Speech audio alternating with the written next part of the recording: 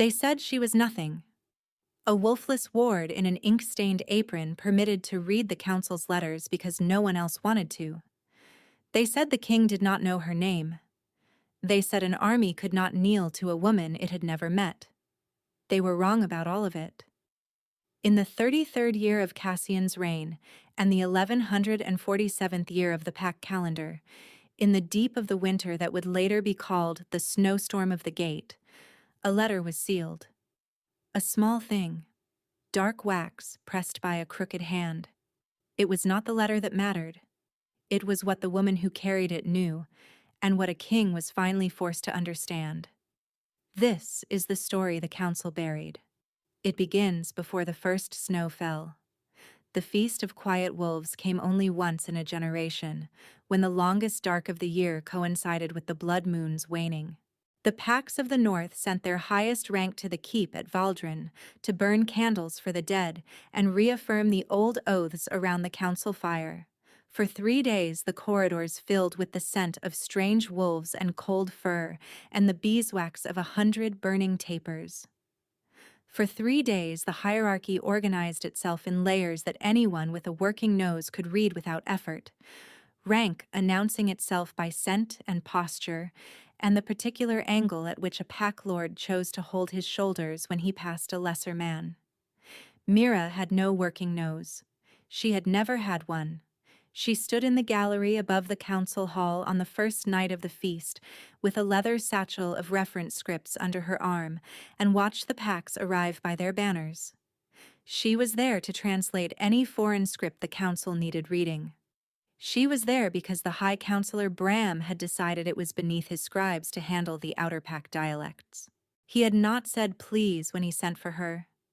She had not expected him to. She had been a ward of the Valdrin Council for 3 years. Ward was the word they used when they meant property without a pack to claim it. Her father, Eddis, had been the royal courier, the man who carried the iron-sealed letters between Cassian's court and the allied packs of the north, whose name was on the royal access registry, whose courier seal stamped in gray ash wax was the only mark the pack lords trusted to mean a message was genuine. 3 years ago, Bram had presented evidence at a council tribunal. Forged letters in Eddis's satchel, written in Eddis's hand, selling route information to a foreign duke. The tribunal had lasted 2 days. The execution had taken less than a morning. Mira had kept the courier seal. It was on a leather cord under her dress, against her sternum. Every hour of every day since the morning they had led her father away. The seal's wax pattern did not match the sealed letters Bram had submitted as evidence. She had looked. She had kept looking. She had found no one willing to look with her. 3 years was long enough to learn which doors were closed and which were merely locked, and which were both. And all of the useful doors in Valdrin had been all 3. She watched the gallery fill and thought about her father's hands. Quick and brown and careful, the hands of a man who had spent 30 years carrying things that mattered to other people and had never lost one. She kept her face still. The gallery above the council hall was not intended as a position. It was a practical space for overflow scribes and translators, a shelf of stone with low railings overlooking the main floor. She had spent more of her 3 years at Valdrin standing in it than most of the council's senior staff had spent in the actual hall. She knew the sight lines. She knew where the drafts came through the high windows and where they did not. She knew which council seats had creaky joints and which of the pack lords adjusted their rings when they were considering a lie. Below, the council took their seats around the fire circle. Bram moved through the arriving delegates with the ease of a man who had organized a room before anyone else arrived, which he had. He was a lean man, silver-haired, with a face designed for patience. He saw Mira in the gallery and smiled the way people smile at useful furniture. "The wolfless ward reads our letters so we don't soil our hands," he said, pitched for the 2 pack lords nearest him. They glanced up at the gallery with the mild interest of men confirming a piece of information they had not needed. She looked down at her scripts. The air in the room changed before she heard the door. It was not a sound. It was a weight, a pressure across the back of the neck, the sense that the geometry of the space had reorganized itself around something at the far end. Conversations did not stop. They fell, the way a fire falls when a window opens somewhere. Mira looked up from her scripts. Cassian of the Iron Pack crossed the threshold of the council hall, and the hall received him the way deep water receives a stone. She had seen him twice before, at distance, during his visits to the Royal Archive. He was taller than she remembered. The iron circlet sat plain across his dark hair, no gemwork, no gilding, the mark of a king who did not need decoration to hold a room. The fur-lined cloak moved with him as if it were not a garment but a second skin, heavy and dark. His face was not beautiful. It was a worked thing, a slightly crooked nose and a jaw carrying an old scar and deep-set eyes that had looked at too many council rooms to still be surprised by any of them. He moved to the high chair and sat, and the room settled the way rooms settle when their center of gravity has arrived and taken its place. His gaze moved across the gallery as a matter of habit, cataloging. It reached her and stopped. Not long. A breath, perhaps two. His expression did not change. The stop was not the glance he had given everyone else. It was something his eyes did without his permission, the way a man's step checks for solid ground before the mind has named the reason. Then it passed. He looked away. She looked down at the scripts in her hands. She told herself it meant nothing. She was the only person in the gallery not performing deference, which made her notable the way a crooked shelf is notable. Nothing more. She believed it for almost a day. The summons came the second morning. A guard at the scriptorium door. The king required a translation. A letter in the outer north dialect, which she read, and 3 of the council's scribes did not. She brought her reference scripts and followed the guard through 2 corridors to the war table chamber. Cassian was standing at the table with his captain of the guard, a compact man named Wren, when she came in. He did not look up from the map under his hands. He said, "The letter is on the side table," and she went to it. It was a trade agreement in the Keld script, dense and idiomatic, the kind that took 15 minutes to work through carefully. She bent over it with her reading glass, and began. She was aware of him the way you are aware of a fire in a room, by the warmth on one side of your face and the slight tightening of the air near you. She noted it and worked around it. She had been noting and working around things for 3 years. She had been at the letter perhaps 8 minutes when she leaned slightly closer to read a smudged line, and her hair swung forward, and something in the room shifted entirely. He exhaled. The sound was barely there, but she heard it because the chamber was quiet, and she was trained to hear the sounds documents made, the sounds rooms made. The exhale was involuntary, caught and controlled in the same instant, the way a man controls his footing when the ground surprises him. She felt the shift of his attention in the air between them, a sudden, specific weight, nothing like the general weight of a room that knew a king was present. This was particular. This was her. She did not look up. The clause in the 3rd section refers to pack road access, not to the trade route itself, she said, and kept her eyes on the letter. The Keld idiom for road and route share a root, and are frequently confused in contract drafts. The document will need a correction before it can be signed. A silence. "Leave it," he said. Flat, final, nothing she could read. "You're dismissed." She gathered her glass and her scripts and left. In the corridor, she put one hand against the cold stone and held it there. The warmth in her chest was not what she had named it. It was a drafty chamber and a tired king and a woman who had been alone for 3 years and was therefore easily undone by small things. She went back to the scriptorium and worked. She worked for 4 hours and did not think about the sound in that room. She was careful about what she did not think about.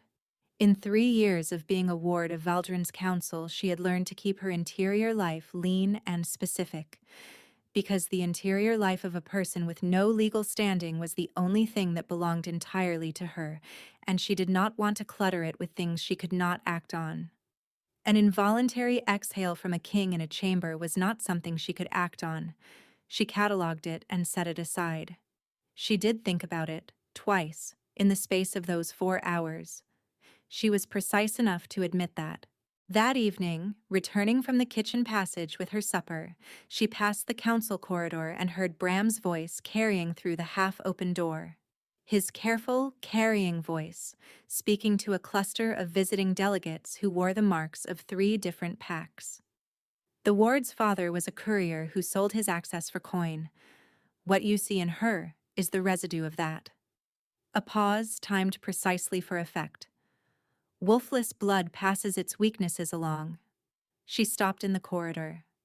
Through the gap she could see the edge of Bram's profile. She could see the delegates in their pack colors attending. She heard Cassian's voice say, "Enough." One word. Flat and total and carrying the particular mass of a word that has no need to explain itself. Bram stopped. The delegates looked toward the source of the word. She could not see Cassian from where she stood, but she did not need to. The silence that followed was not an empty silence. It was a door closed. The conversation redirected itself elsewhere, as conversations do when a heavy object falls into them. She stood in the corridor for a moment with her supper getting cold. She did not name what she felt. She went to her room. If you have followed her this far, you are beginning to understand what kind of woman this is. Not the kind who asks for things she is not sure will be given. Not the kind who names a feeling before she has decided what it means. Stay close, because the night is about to make her a different kind of choice. The snowstorm began that night, the way the great storms of Valdrin always began. Silently, as if the sky had decided something without announcement. By the hour of first candles, the flakes were falling thick enough to muffle the sound of the guards' footsteps in the courtyard below. By midnight, the stone walls were running with cold in a way that said the storm would not be brief and would not be gentle, and did not particularly care whether the keep was ready for it. Mira worked in the scriptorium until long after the keep had quieted. She had a translation to finish by morning, and the work kept the cold at a manageable distance. The candle on her table burned low. She was reaching for the tallow box when she heard the door. Cassian stood in the doorway. He was in his plain clothes, no cloak, the iron circlet on, as if he had not been to bed or had only briefly considered it and decided against. He looked at the candle stub on her table. He crossed to the shelf where the tallow reserves were stored, took a fresh candle, and set it on the edge of her work table without a word. He did not look at her directly, the way a man does not look directly at a thing when looking would name it. He went back to the doorway and left. She sat with the new candle and the script in front of her, and the door closed, and did not move for a full minute. She told herself it was administration. The king conserved his resources. A scriptorium that went dark midwinter was an inconvenience to the council. She was a ward of the council. Therefore the candle was council property. She told herself this until it sounded reasonable, and then she picked up her quill and went back to work. The outgoing letters sat in the morning tray at the edge of the desk, sealed and ready for the courier. She was not supposed to read outgoing letters. She read incoming scripts and flagged translation needs. The outgoing correspondence was the scribe's domain. She would not have touched them except that the top envelope was addressed in a hand she knew. She had been reading that hand for 3 years, transcribing council minutes in Bram's precise and slightly backward-leaning script. The envelope bore Cassian's iron mark. She looked at it for a long time. If she opened it and she was wrong, she had committed a crime against the pack registry. If she opened it and she was right, she had evidence that would not survive until morning if Bram discovered she held it. She thought of her father's hands. She opened the letter. The orders were written in the king's style, or a close copy of it, formal and without excess, directing the Iron Pack's gate guard to withdraw from Valdrin's outer wall at the 4th bell of dawn for a rotation changeover. routine sounding, except that there was no rotation changeover scheduled. She knew because she had transcribed the duty rosters herself that same morning, and no changeover appeared anywhere in the next 72 hours.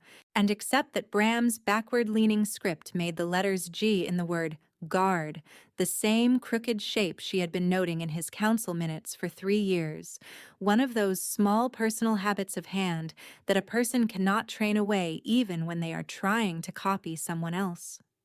She sat with the letter in the lamplight and thought through the shape of it.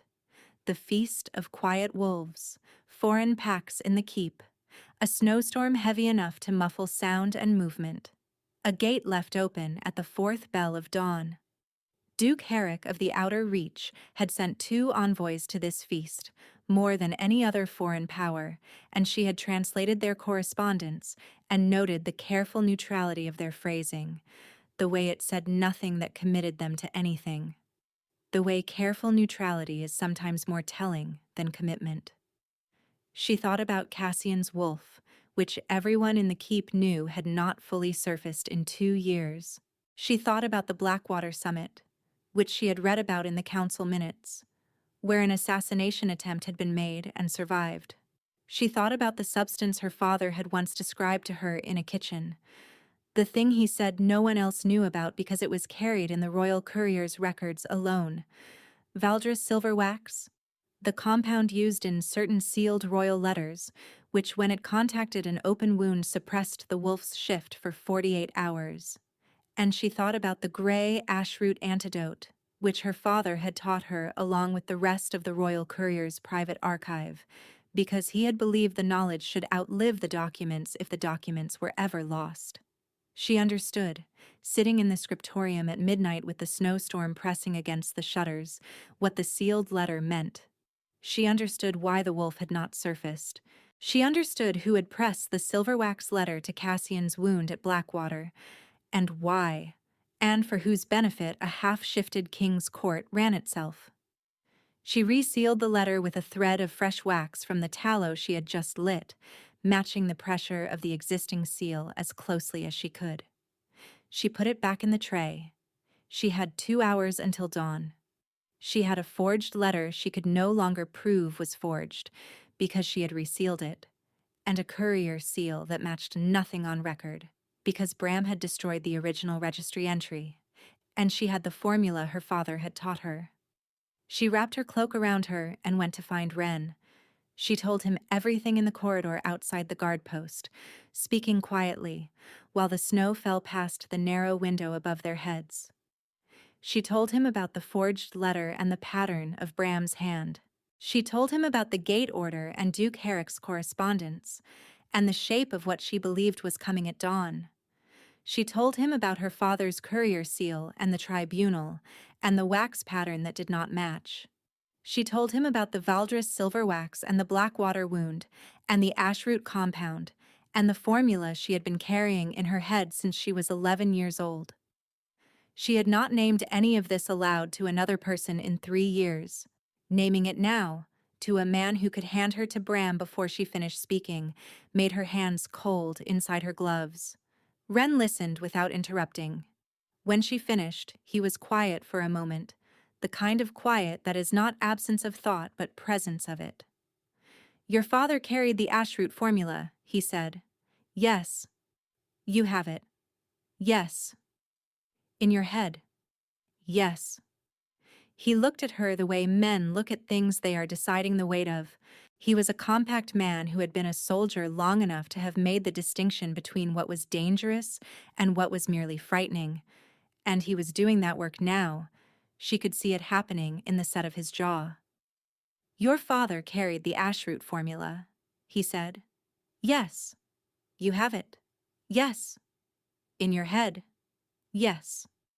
He was quiet for a moment in the way of a man who is not finished thinking, but has decided to speak before he is finished. "I served under Edis for 4 years before he was made royal courier," he said. "I was at his tribunal. I never believed the letters were his." She held herself very still. She had said those words to herself in her own head many times over 3 years, in the dark of the scriptorium, in the small hours of nights that offered nothing. She had never heard them out loud from another person's mouth. She had not understood until this moment how much of her endurance had depended on not needing to hear them. "I'll need the morning," he said.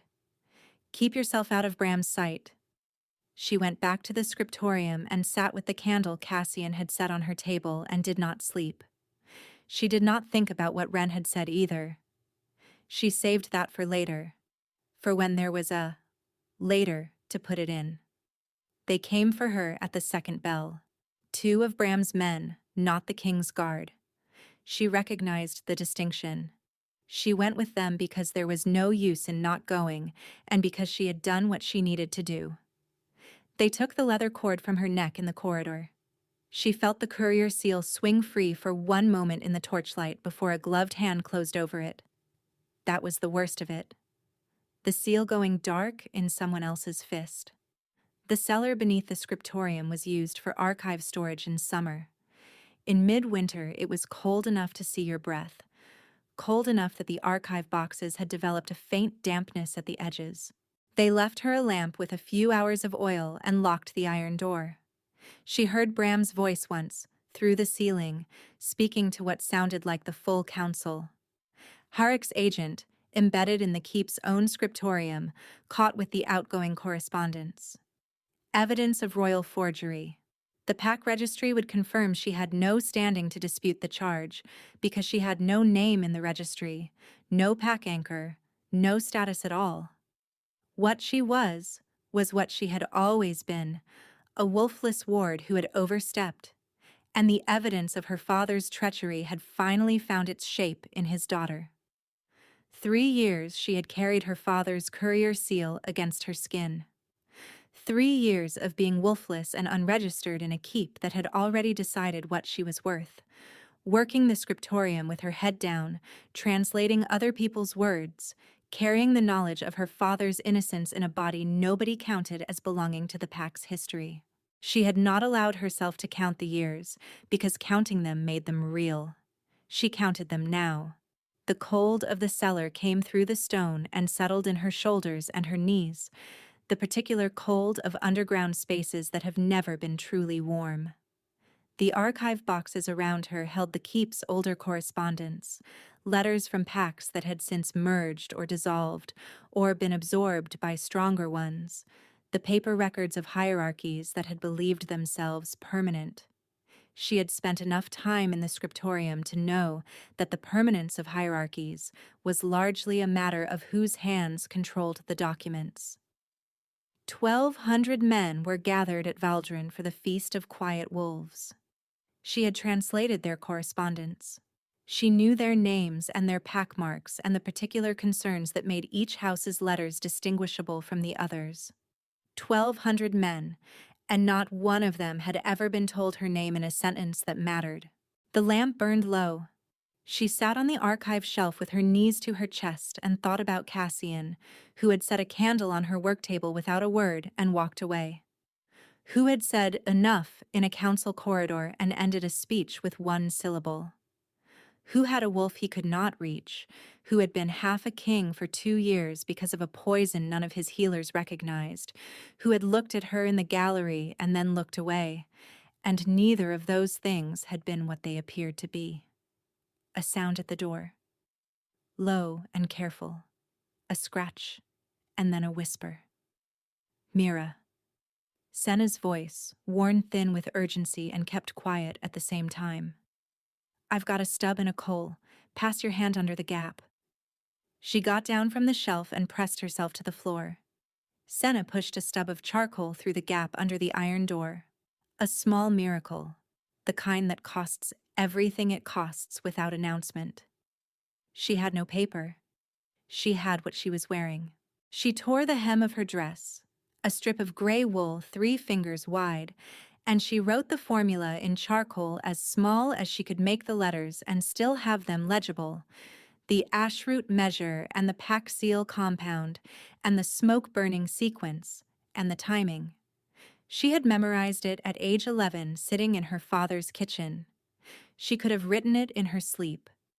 She wrote it in a cold archive cellar at the third bell of the morning with her hands shaking and her breath fogging the wool. She folded the strip tight and pressed it back under the door. "The guard at the far corridor," she said. "His name is Devon. He knew my father." A pause. Then quietly, "I know him," Senna said. "Keep your heart, girl." She sat back against the cold wall with the lamp nearly spent and waited. Cassian read the hemstrip in the hour before dawn. He read it twice. His captain of the guard stood at the far end of the war table and said nothing and let him read. The charcoal letters were careful and small, and the hand was not shaking, which he noted. He was not sure why he noted it first, before he noted what the formulas said, but he did. He was a king who had spent 2 years reading documents for the traces of what their writers had been feeling when they wrote them, because the feeling was often the real information and the words were only the vehicle it traveled in. He had gotten very good at it. What he read in the charcoal letters on the gray wool was not fear and not bargaining, and not the particular quality of writing that belongs to a person who is composing something they intend to survive them. It was concentration. The letters were exactly as small as they needed to be and no smaller. The formula was written in the order in which it needed to be applied. She had not written her name. He noted that she had given him the compound sequence, which was specific and correct, which he could confirm against the small reference his father had left him in the royal vault, the reference he had been unable to act on for 2 years because no living person outside the royal courier's archive had possessed the full sequence. He noted that she had not appended any request to it, not a plea, not a bargain, not a condition of any kind, not even her name. She had written it in the hem of her dress, in the cold of the archive cellar at the third bell of the morning, and given it to a guard she hoped would carry it to a man she had no guarantee would believe her. He thought about the candle he had set on her work table 4 nights ago without being able to explain to himself why he had done it. He thought about the sound his own lungs had made in the war table chamber when she leaned toward the Keld script, which he had not intended to make, and which she had been too careful to acknowledge. He did not sign the execution order. Wren had the copper pack seal from the royal vault in his hand before the 4th bell. Cassian burned the gray ash root in a covered brazier and stood in the compound smoke for the measured interval the formula required. He felt, for the first time in 2 years, the iron band across his chest begin to loosen. It was not comfortable. It was the sensation of a door being forced that had been sealed shut too long, the resistance before the give. His wolf came forward in stages, testing its own reach, and when it arrived fully, with the accumulated force of 2 years of suppression behind it, and he felt the weight of the keep, and the storm, and the gate, and every man standing at Valdrin all at once, organized in his chest with a clarity he had almost forgotten was possible. He put on his cloak and walked to the gate. Dawn at Valdrin arrived gray and heavy. The storm had been building all night, and by the 4th bell, the flakes were falling thick and nearly horizontal, the kind of snow that reduces the world to what is immediately in front of you, that muffles sound and erases distance, and makes everything that is not the ground beneath your feet and the air in your lungs feel very far away. Duke Herrick's force had reached the outer wall in the storm. In the absence of a gate guard, they had moved to within 100 yards of the gate itself, a column of horses and armored wolves in Herrick's colors, thinking the path was clear, thinking the night's arrangement had held. The gate was not clear. Cassian stood in the open archway with the iron pack arrayed behind him, 1,200 wolves and warriors, and his wolf at its full height for the first time in 2 years. The aura that came off a fully shifted king was not a sound or a light exactly. It was a weight, a pressure, the air reorganizing itself around something that the body registered before the mind caught up. The front rank of Herrick's column pulled up without orders. The halt ran backward through the column like a wave running backward out to sea. Herrick himself was at the center of the column. He did not advance. Cassian did not speak to him. He turned. Mira came through the gate behind him, Ren at her left, her gray wool dress torn at the hem, her hair loose from its braid, her face carrying the cold and the sleeplessness and something else. Something that had settled into her features during the hours in the cellar and had not left, a quality of absolute stillness in a woman who had spent everything she had and was waiting to find out what it had bought. The army at his back watched. Harek's column watched. The snow came down between them all in long, slow curtains, muffling the sounds of the horses and the men and the wind off the northern wall, so that what remained was a particular silence.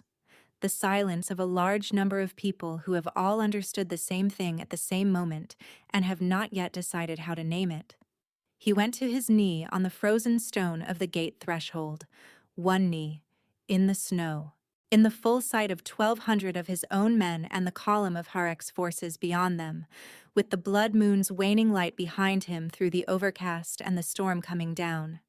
A king going to his knee before a woman in a torn gray dress who had no packmark in any registry in Valdrin. The world went very still. The stillness lasted exactly one breath. Then Ren went to his knee. The movement was not hesitant and not performed. It was the movement of a man whose body had reached a conclusion his mind was prepared to ratify. And the captain beside Ren. And the man at the captain's left.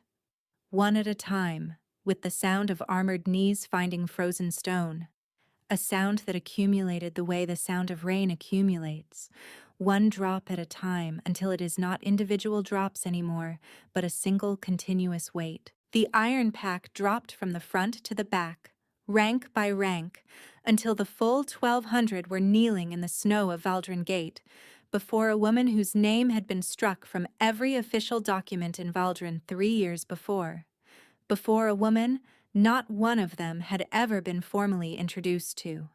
Before a woman the council had called an asset of the ward registry and useful for reading letters. Harek's column did not kneel. They did not advance either. They stood in their stopped column with the snow coming down on their banners and said nothing at all, which was the most honest thing they could have done. Cassian looked up at her from the stone. The snow fell between them. He said, "You carried my wolf's key in the dark. You are what this gate is for." She held his gaze. She did not cry. Her chin was up, and her eyes were very steady, the hazel of them dark in the gray morning, and she said nothing because there was nothing that needed to be said, and because the moment was large enough to hold both of them in silence, and she was not going to make it smaller with words. The gate was behind her, and 1,200 kneeling men were in front of her, and a king was on one knee in the snow, and the meaning of all of it was legible without translation to anyone present, including every man in Harek's stopped column who had come to Valdrin expecting to find a gate without a guard. He rose, in the full council chamber, before the assembled pack lords of the Feast of Quiet Wolves. Mira stood at the council table with the courier seal recovered from Bram's man, and named the pattern of Bram's hand in the forged gate order. She named it against 3 years of council minutes written in that same hand, enough that no one in the chamber could argue the comparison. She named Harek's correspondence and what it had suggested and why she had gone to Ren. She spoke in 2 sentences, short and exact, where 3 would have made the same case with less force. Bram said nothing for most of it. When she held up the courier's seal and named its wax pattern against the evidence he had submitted at Edis's tribunal, he said, "A ward, without standing, cannot present evidence before this council." The room went very quiet. Cassian said, "She has standing." The room received it the same way the council corridor had received his word 3 nights before. Bram was stripped of his council seat before the morning ended. His packmark was removed from the registry by the council secretary, in ink, before the assembled witnesses, the same instrument that had struck Edis's name from the record 3 years before. Without Bram's cover, Harek had no political justification to press a coup already named as one. He withdrew his column from Valdrin Gate by mid-morning. The pack lords of the Feast of Quiet Wolves wrote Edis's name back into the courier registry before the candles were doused. She carried the courier seal for the rest of that winter and into the spring, still on the worn leather cord, because the cord itself was her father's. The seal looked different now. It was the same gray ash-wax circle it had always been, the same worn edges, the same slight unevenness on the left side, where the stamp had been pressed by a tired hand at the end of a long route. What had changed was not the seal. Cassian gave her a title in the spring, in the council hall, before the same assembly that had watched Bram call her a wolfless ward not yet 2 months before. Royal Courier Warden, keeper of the letter record and authentication of the Iron Pack's correspondence. He also gave her father's name back. That was in the same session, without ceremony or additional speech. He simply said that the courier registry would be corrected, that Edis's mark would be restored with a note of vindication, and that the record of the tribunal would reflect the finding of forged evidence. The session moved on. She did not ask him to stop so she could feel it properly. She felt it standing at the council table with her hands flat on the wood and her face still, the way she had learned to feel large things in rooms that were not private. Senna stood at her left when she walked out of the council hall. She did not tell Senna what her father's restored name felt like to hear, because Senna had known Edis and understood without being told. She still worked in the scriptorium. The keep's letters still needed reading, still needed the careful eye trained to watch for the places where a hand reveals what its owner intended to conceal. She sat at the same table. The same window looked out on the same courtyard. The difference was in the quality of the silence, which had changed from a silence that pressed from outside to a silence that came from inside, the kind you can choose, rather than the kind that is chosen for you. In the scriptorium window, in a small frame of iron wire that Wren had bent into shape and delivered without explanation, hung the torn strip of her dress hem. The gray wool gone stiff from cold, the charcoal letters still legible if you held the light at the right angle, the ashroot measure and the pack seal compound and the smoke-burning sequence and the timing, in her careful small hand, in the dark of an archive cellar at the third bell of a snowstorm morning. She had not asked Wren to frame it. He had not explained why he had. The snow was gone. The courtyard below the window was pale and early and quiet, the particular quiet of a keep between one kind of morning and another, before the day's business had declared itself. The courier pigeons were on their ledge. The first guards of the morning watch were crossing the stone below with their breath making small white clouds in the air. Somewhere above, in the council chamber, the day's correspondence was already waiting to be checked against the authentication marks only she was trained to read. She had been waiting a long time for a morning that felt like the beginning of something rather than the continuation of something that had already been decided for her. She had not known that was what she was waiting for until it arrived. Some things are not preserved in the official record because no one thought to ask the right person to write them down. Some things are kept only in the memory of those who carried them, in the patient dark, waiting for a morning when the keeping turned out to have been enough. She sat at her table and picked up her quill, and the light came through the window, and the day's first letters were waiting to be read by the right hands.